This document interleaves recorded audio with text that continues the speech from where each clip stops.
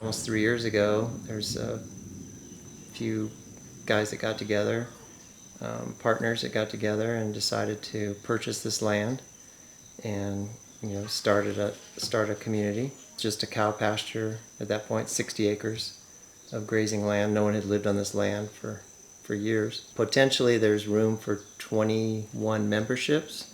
A membership can be an individual like myself or a couple. It's a family. So right now about half of those have been taken. So the farm is owned by the entire community. So we all own an equal share of the entire 60 acres.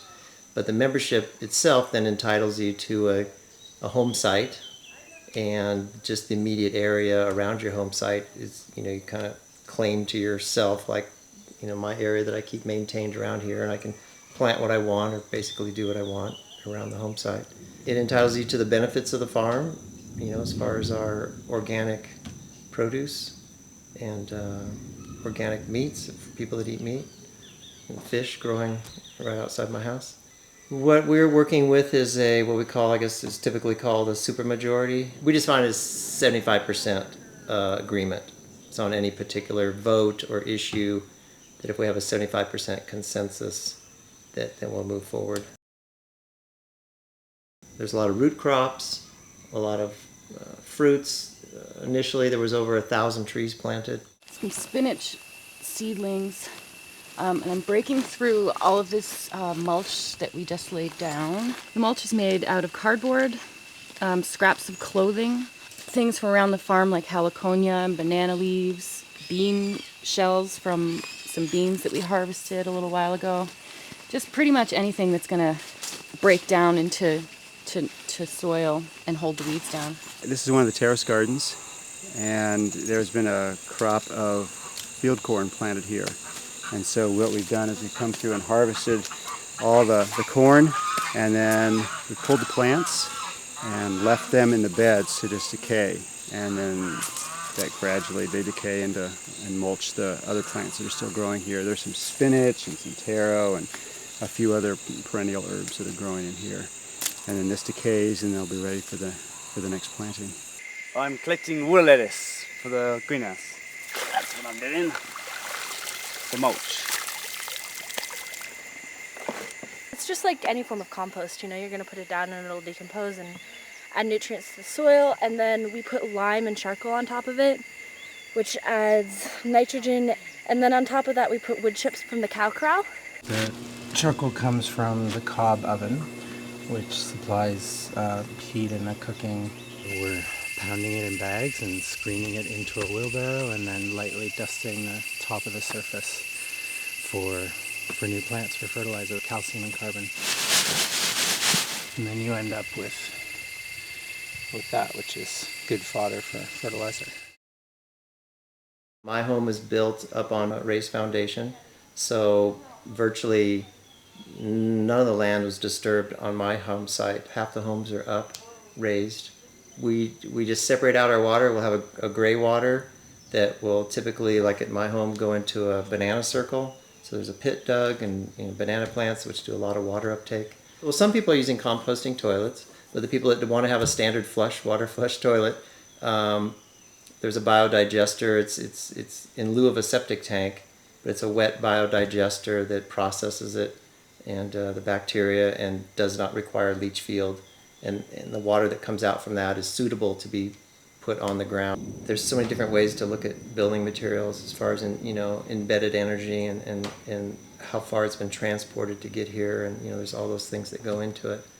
And where some things might have an initial high energy use to make it, like a zinc roof or something, but it could last 25 years also. So if you do it over time, it's very effective over time, or energetically, let's say. We have local wood mills that are just at the top of the valley, so less than 2 miles away we have wood mills that we use. So wood is typically obtained, local woods, and there are more sustainable woods than others. 2 people on the farm now have engaged in Earthbag Construction, so using local earth and creating either an entire home in one member's case, or just the walls and then a separate zinc roof. You know, we are an organic farm, and so nobody wants to live with an off-gassing house. So yeah, we definitely avoid those. I'm building a 35-foot yurt, traditional Mongolian yurt. It's got a tonneau 17 feet in the air. It took 9 guys to lift it up there. It's held up by one piece of teak, split lengthwise, 17 foot long. And then that's sitting on tropical cypress. It's a little bit thicker, and it's not tongue and groove, so I have gaps, so the floor breathes a little bit better. And then the floor is all sitting on a wood called pelon, which is taken from a single tree. The wood is really world class. There's just a ton of it. There's 9 types of wood in the house so far, and that's just because each piece of wood has a specific use. Use a type of wood based on what you're going to do with it. And I'm doing it all primarily myself. I find that it's very therapeutic.